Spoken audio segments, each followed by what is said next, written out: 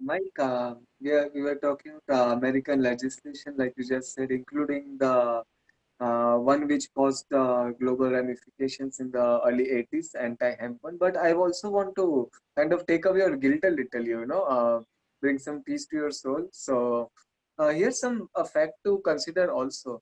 That was 84, but if it was not for Allen Ginsberg in the 60s, if it was not for guys like Jimi Hendrix, if it was not for all those hippies who are doing yoga, Kundalini, and all that, India would be a much poorer nation today. Hmm. Basically, all our tourism is entirely driven by people who are still fascinated with that particular era. If you still go today at some places in Himachal, in Goa, you still find people who are playing songs from the 60s, from very bands we haven't heard of much, like Moby Grape and all those guys. There's still guys playing on guitar Jefferson Airplane here. And it's not just the economic benefit, right?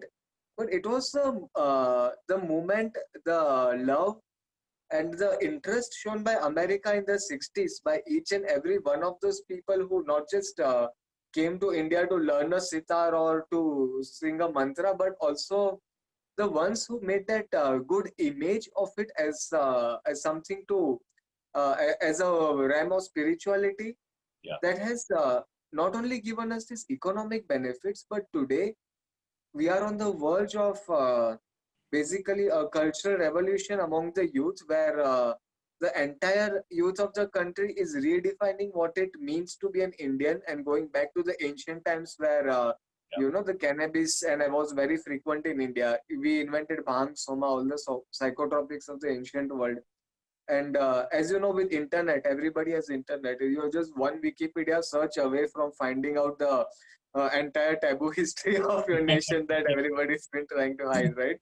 So, if not for you guys, we never would have had the chance to begin with. So, you can take off the guilt a bit. And if Well, not I would for add in those the two, United to your point, Manesh, in the United States, all social change in the United States, where there's the war efforts, and they've all included music, right? It was the music was a very big piece of the social change movements, and the folks like you mentioned, and I've had the really the honor and the blessing of getting to be a friend to the Willie Nelson family, and Willie has done an awful lot for particularly small farmers in the United States through his farm aid movement, and he has a son, Micah, who's just a good friend of mine as well. Is just, as you said, these kids want to recapture what it means to be, in their case, what it really means to be, in his case an American, in your case Indian, but they all share the same values, right? They all want a functioning economy. They all want a chance. They all want to be able to honor traditions without without a bias, from some old myth that has kept that tradition from staying alive. So, I would absolutely agree with you that a lot of this change happened because of folks like that, and will continue to happen like that, and then that we have, and then that we today have some of those new next generation folks in our midst, like Willie's youngest son Micah, who's just an amazing soul and musician and artist and hemp and cannabis advocate, and who can reach out and touch people, and so there's a whole new generation of those I think coming here, and it'd be fun to connect Micah, and for instance, to that generation of that you spoke about in India, and that'd be a wonderful opportunity to meld some the minds. honor would That'd be be all ours.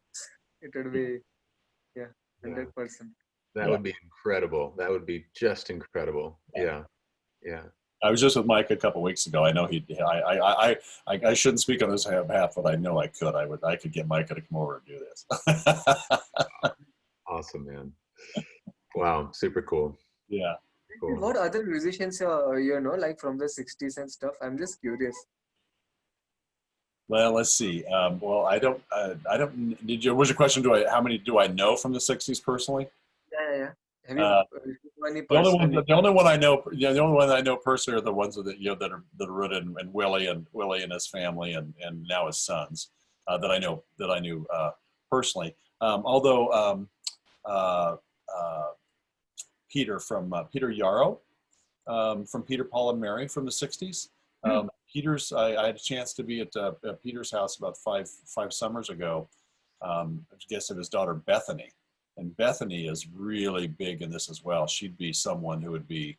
I know that she and Rufus would probably have a real interest in doing something here as well. They're really work. They focus on the music and social change aspects because Peter, Paul, and Mary were part of that movement that helped bring help end the Vietnam War. So the Woodstock days. So and she'd open up other doors for us as well. And she's in that circle of friends. She's more my age, but.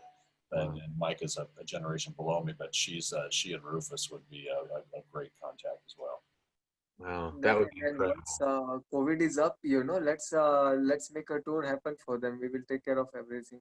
Yeah, And no, I'd be honored to help you figure that out. I know that they'd all be very interested in this. Wow. Michael, man, dude, thank you so much for your time today, man. You guys, this has been wonderful. Really. So nice to meet you, and I look forward to a lifetime of friendship now. Wow. totally, bro, totally. Good, I'll good. follow up with Bethany, and happy to follow up with Bethany and Michael. And we can do something. We could put something together here. Michael, there's not a better closure I don't think I've ever heard to an interview of looking forward to a lifetime of friendship. Yeah. That's Okay. the best closing to an interview I've ever heard. All right, this has been wonderful. Bros out, right? All right.